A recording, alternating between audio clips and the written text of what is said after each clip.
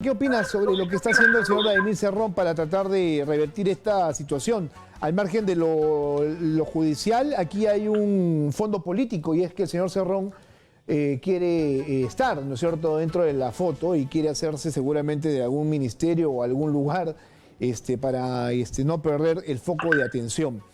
Entonces está buscando el TC para lograr ese propósito.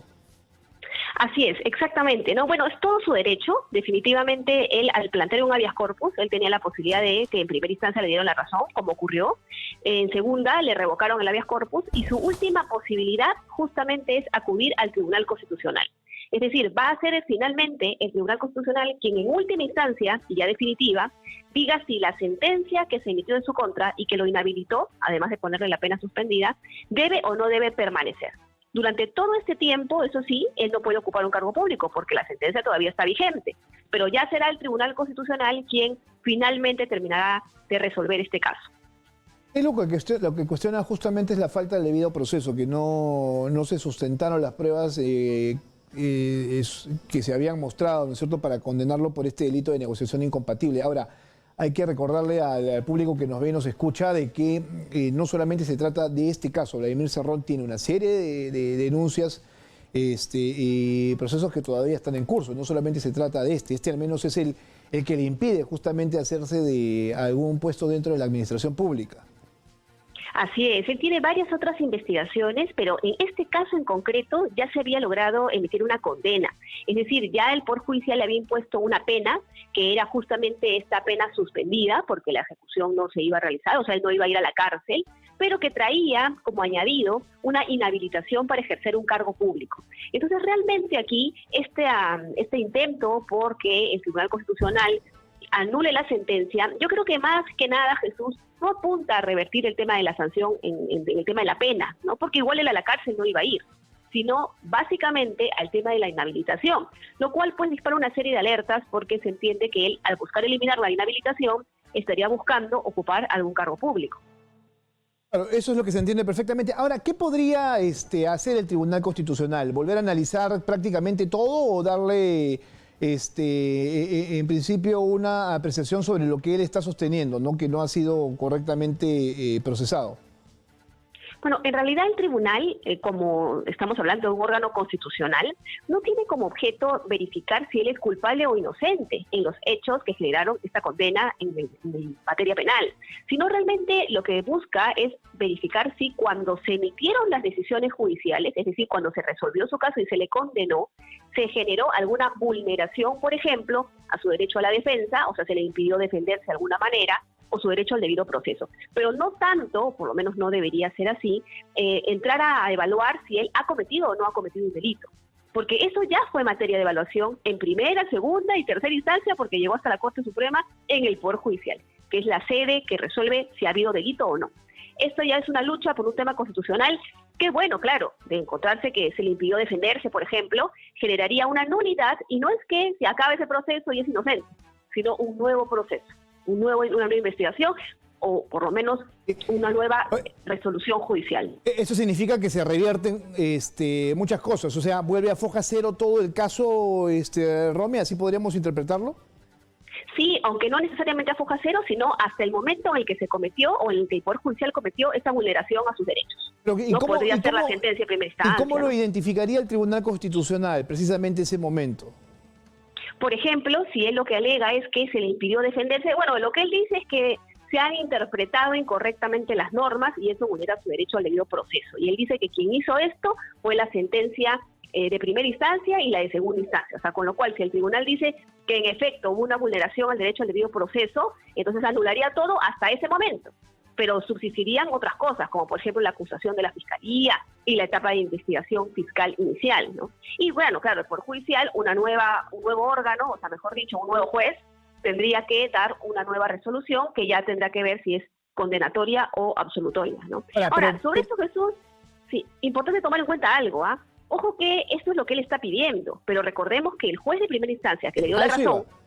Exacto, porque hay una ratificación en primera y segunda instancia, o sea, eso también lo va a tener que meditar el Tribunal Constitucional, o sea, si ustedes ya tomaron una decisión, nosotros no tendríamos por qué cambiar esta esta decisión del Poder Judicial, creo yo. Exactamente, o sea, ojo, ha habido exacto, o sea, sobre el tema de fondo, el tribunal tendría que ver si es que ha habido alguna vulneración de un derecho cuando el Poder Judicial resolvió. Pero el señor Cerrón, ¿no?, lo que alega es un tema de una incorrecta interpretación, y hay que recordar que, si bien el habeas corpus a su favor fue inicialmente aceptado, este juez, el juez Alain Salas Cornejo, actualmente está siendo investigado por el delito de prevaricato. ¿Qué significa eso?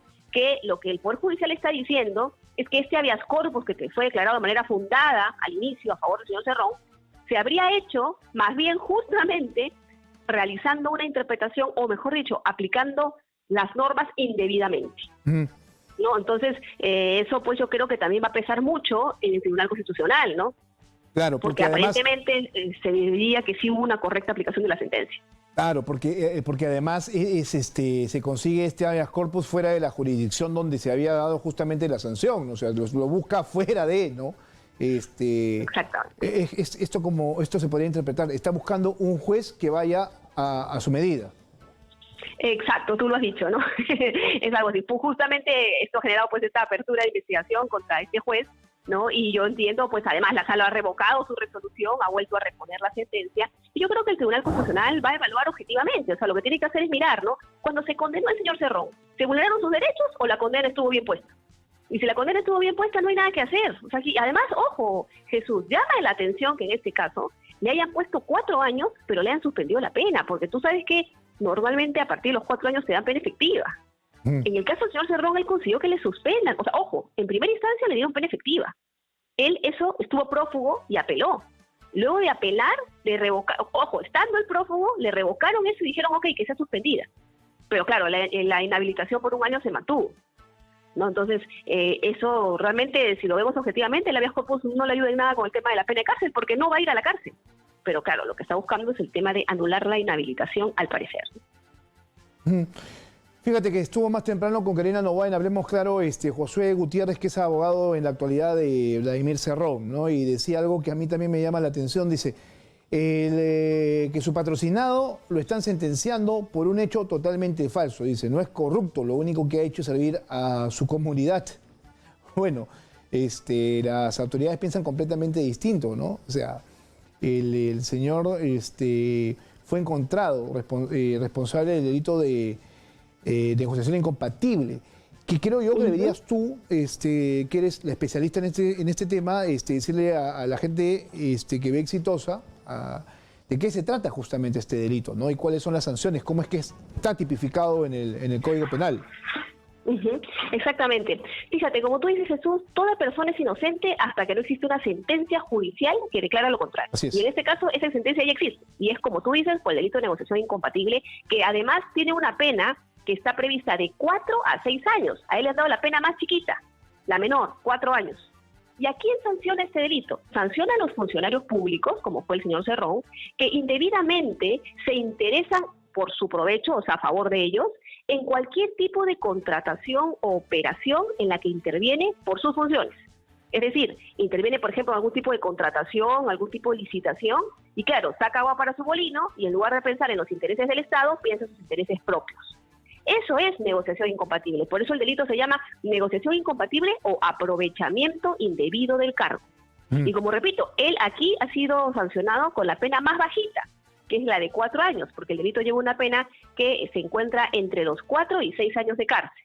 No, tampoco no es que se hayan puesto los 6 años, no, le han puesto 4 que además le han suspendido, o sea, no va a la cárcel.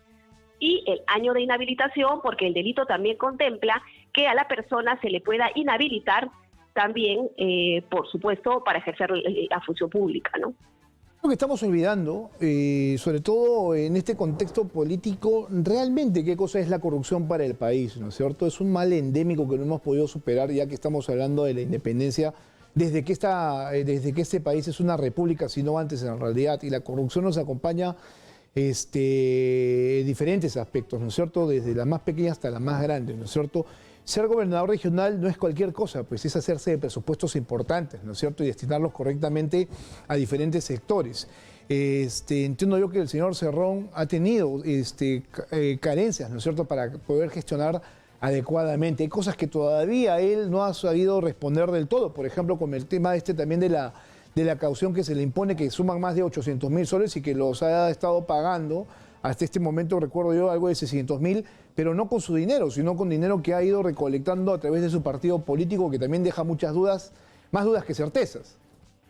Así es, ¿no? Tienes toda la razón. Y además algo muy importante también, Jesús. Muchas personas piensan que solamente es corrupción el cobrar algún tipo de coima o pagar algún tipo de coima para que el funcionario haga algo que es contrario a sus funciones.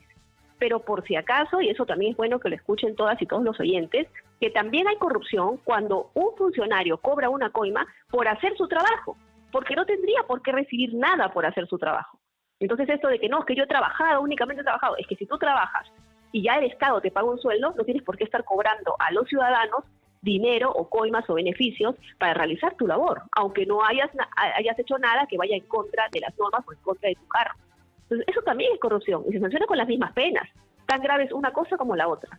Pero claro, la tolerancia que tenemos muchas veces a favor de la corrupción es lo que nos juega una mala carta y es lo que hace pues que haya tantas repercusiones sociales, políticas, económicas en torno a este gran mal. Mira que es interesante lo que tú estábamos comentando ahora, ¿no es cierto? Respecto al tema de lo que significa el debido proceso, finalmente, que es por lo que se está quejando el señor Cerrón, ¿no? Y por lo cual está yendo al Tribunal Constitucional aduciendo que se vulneraron sus derechos. Pero yo recuerdo perfectamente, y aquí hay un agravante, ya que estamos hablando de debido proceso, que el señor estuvo fugado 16 días, estuvo fuera del alcance de la justicia 16 días. Permaneció fugitivo de la justicia cuando fue condenado en primera instancia a 4 años y 8 meses de cárcel en agosto del año 2019. Eso Así pesa. es que era justo lo que te comentaba, ¿no? Él en primera instancia fue condenado con una pena efectiva, porque como veíamos, el delito tiene una pena de 4 a 6, entonces le pusieron 4 años y 8 meses. Y le dijeron, ok, como es mayor de 4, te vas efectiva, a la cárcel. Y ese tiempo, él apeló, pero se ocultó, estuvo fugado. Y luego, no se sabe cómo, la Sala Superior le revoca esa resolución y dice, ok, que sean 4 años y lo vamos a suspender para que no tengas que ir a prisión. Y claro, ahora él dice que todo ese proceso, donde incluso en segunda instancia fue favorecido de alguna manera porque se le rebajó la sanción, ahora él dice que ahí se han vulnerado sus derechos al debido proceso. Yo más bien digo, caramba, qué suerte tuvo el señor Cerrón, porque a la mayoría de personas no se le revoca la sanción para darle una pena suspendida. ¿Y cómo es que puede conseguir una persona que se le revoque justamente esta medida limitativa o que consiga una pena suspendida? ¿Qué tendría que pasar? ¿Cuáles son las consideraciones que tendría que tener el juez para de alguna u otra manera salvarle el pellejo? Bueno, aquí lo que el juez ha dicho, o la segunda instancia lo que ha dicho, es que es culpable, por eso le ha ratificado la condena. Ya el tema de cuántas sanciones ponen normalmente va en función a los antecedentes, a si él tiene otras investigaciones o otros procesos penales, a su comportamiento en el juicio, a todas estas cosas. Pero claro, llama un poquito la atención en este caso en concreto, ¿no? Porque como tú bien dices, él estaba prófugo. O sea, no es que él se fue a la cárcel y apeló, no es que él cumplió lo que le decían y apeló, no, él se escondió y apeló mientras estaba escondido. Y consiguió que la sala dijera, bueno, ok, yo creo que han sido un poco duros contigo, ¿no? No te vamos a poner 4 años y 8 meses. Pobrecito, vamos a poner y fíjate que solo 4 años. eso me hace recordar a lo mismo que está pasando con los dinámicos del centro ahora que se pedía justamente el tema de la prisión preventiva, ¿no? Los dinámicos del centro también la sacaron barata a pesar de todas las pruebas que se fueron presentando a lo largo de esta sustentación hecha por el Ministerio Público para conseguir la preventiva de 36 meses, ¿no? Los chats, las llamadas, porque hubieron llamadas, la misma intervención donde se descubre dinero en un maletín, ¿no? Que no se sabía explicar tampoco. Así es, y además sumado a que incluso habían personas que estaban prófugas, que se habían escondido, con lo cual también a eso le añadirías pues el tema del riesgo de fuga, ¿no? Cierto. Que es un elemento muy importante y que no se ha presentado en otros casos donde sí se ha impuesto prisión preventiva, ¿no? Yo por eso creo que en ese caso, Jesús, lo más sano es que el caso sea visto por una fiscalía y por una sala penal que tenga competencia supranacional aquí en Lima, ¿no? Porque justamente nosotros hemos creado este tipo de entidades que son las fiscalías especiales, como por ejemplo la del fiscal José Domingo Pérez, y también un equipo especial a nivel del Ministerio Público y del Poder Judicial, como son las salas penales nacionales, para atender estos casos de gran envergadura, que tienen un gran impacto en todo nuestro país y que además son casos complejos por la materia, lavado de activos, corrupción, ¿no? Entonces yo creo que por eso, para evitar mayores temas, ¿no? Mayores cuestionamientos, ¿no?, en torno a lo que decía el Poder Judicial. Creo que es mejor que ese caso pase completo aquí a esta sede supranacional y se eviten pues resoluciones que puedan ser cuestionables o polémicas.